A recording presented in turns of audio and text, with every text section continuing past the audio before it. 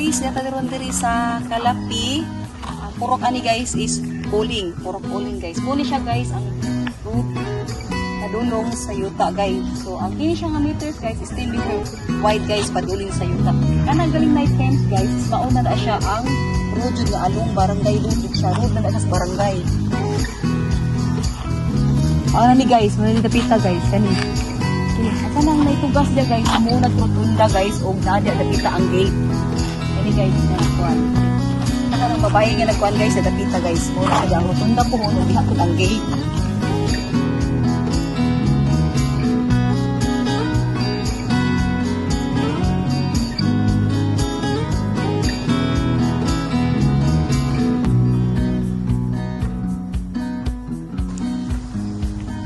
Guys, nasunod na sa area guys.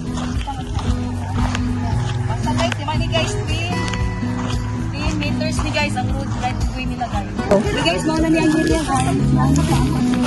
Alam ko uling. Guys, nakamuhon na siya guys. Oh, ready na jud mo guys. Napa guys, muna siya ang muhon guys. Oh, ready na ilang muhon guys.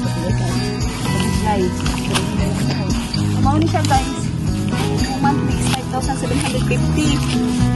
So, free na siya bahay kubo guys ha.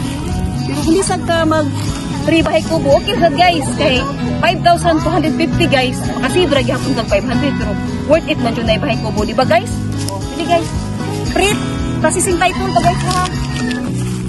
Guys. So, nice picture guys. Hinayan mo guys. Pari jud ka guys sa kanang legit jud guys na developer. Di ba guys? Kita mo guys. So, maka 80% tayo guys, pwede na ka makatupod. Hindi na yun sa mga guys.